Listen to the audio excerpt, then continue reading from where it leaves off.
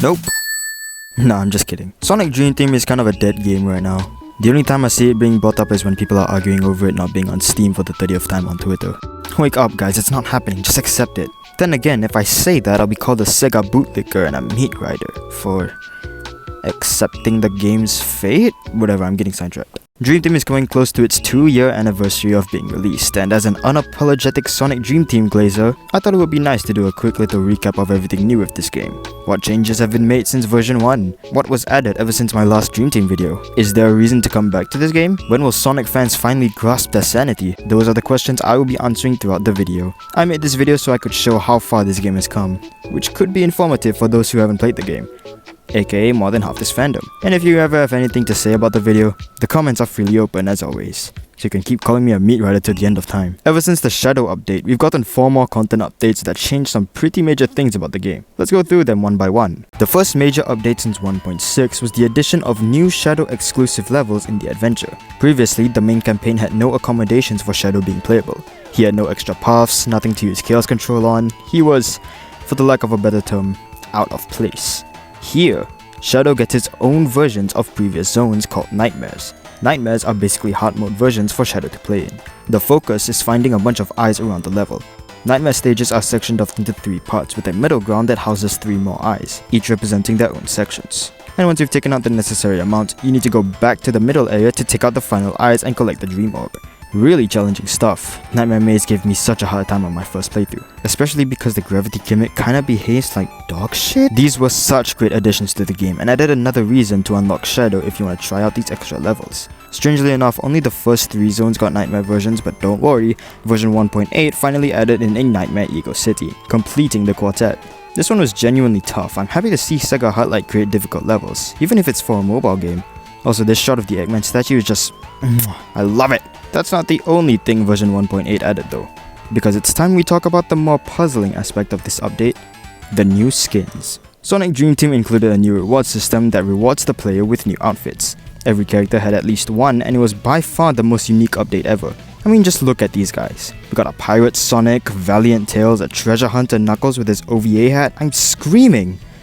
Maybe even creaming. Alas, despite how adorable these skins are, the drawback is that you have to unlock them via the star reward system. God fucking damn it. When are we gonna finally wake up and realize that these systems suck? 1.9 gave Shadow and Cream extra outfits, but they're reused from another SEGA Heartlight game, so it's whatever. I'm sorry, I just really don't like how this game handles unlockables. It's dumb, it's stupid, I hate it, But the most baffling part of the new update is the way they handle rewards and XP now. First, you can gain XP by simply completing missions in the adventure and even by replaying them as many times as you want. This will tally up into the new reward system, which got the biggest nerf ever. Except not really. They just took all the numbers on that system and added 2 more zeros to the end. Holy shit, SEGA. Now that's hardcore. Except it's practically the same since you also collect thousands of XP via completing adventure missions and Tails' challenges. Whatever, they're just missions. I'm fine, okay, I'm fine. But now we get to my favorite update as of writing this video. Version 1.10 gave us 2, technically 3 new things to check out. 2 new skins for Rouge and Amy, and a brand new skill for the playable Hedgehogs, the Spin Dash. They did it. They made the game cool again. I mean, just take a second to appreciate this. The fucking Spin Dash. I was in shock. And it gets even better. The Spin Dash in Dream Team is like sipping hot chocolate on a cold morning. It feels so fantastic. Let me take you through why I love this skill. We're doing this. This isn't optional. If you have the Storm equipped at the same time, the Spin Dash will occasionally overlap it when necessary. Holding down the button will charge you up while an arrow shows you where you'll be sent flying. Releasing the button will propel you further and keep you in a ball until you lose speed or uncurl via jumping or any other objects that uncurl you. Plus, since Dream Team has momentum, you can build up insane speed by spin dashing down hills and slopes, which is just the bomb. The coolest part about the spin dash though, despite it being kind of broken, is that if you charge it while you're running and turn left or right during the charge, your character will drift as the camera pulls back, giving you a cinematic shot to prepare you to release it wherever you want. This skill is amazing, man. I'm gonna lose it. Like I was saying, there are other things they added over time, such as more music tracks for the jukebox. Now you can listen to music from Shadow Gens. Unfortunately, it's none of the good ones, so you have to put up with down, down, down, down, down, down, down. You hear it. Or how both Sonic and Shadow can replay their own respective tutorials.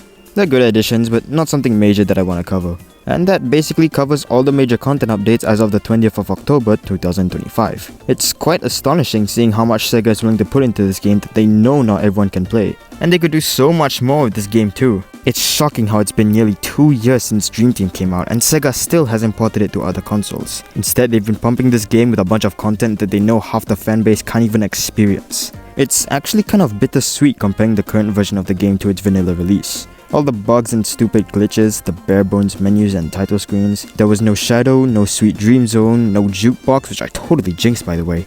Nothing. And I would argue that there was a charm experiencing this game on release back in 2023.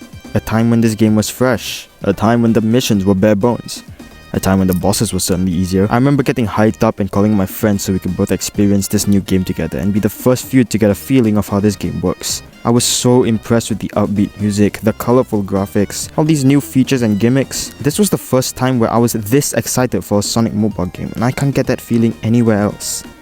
And I know so many others who wish to have the same experience but can't due to this game being locked in Apple Arcade prison.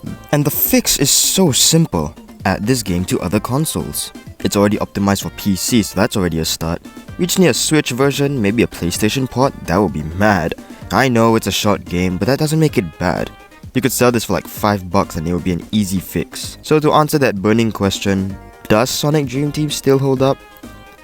Well, with all the new content it's been providing, the amount of levels, playable characters, music, powers, everything, then yeah, to someone who likes this game, maybe it does hold up.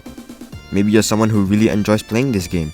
Maybe you want to gain more XP by completing the daily missions or finally get every achievement. Maybe you're grinding your missions to unlock Shadow or get your favorite music track, beat your personal best in time attack, then yes, it does hold up. But if you're someone who can't experience this game, then I imagine how much you really don't care about it. Maybe you've given up trying to play it, or maybe you're one of those annoying people on Twitter who can't stop saying, SEGA should just listen to their fans and port this game to PC. Either way, I'm sure some of you are really bummed about not being able to experience this game. I would be too. But don't sweat too hard. You honestly wouldn't want this game on PC given how admittedly short it is. Oh, you want 30 minutes of gameplay? Let me show you another cool game. Ever heard of Sonic Colors? But yeah, that's all I have to say about Sonic Dream Team. Hopefully this is my last Dream Team video because honestly it's getting really repetitive. I look forward to covering another Sonic game which I will get around to buying. I'm sure you heard of it, it's the one that goes, it's Sonic Racing. I'm also working on another review which should come out when I feel like it. Until then, stay safe and take care y'all.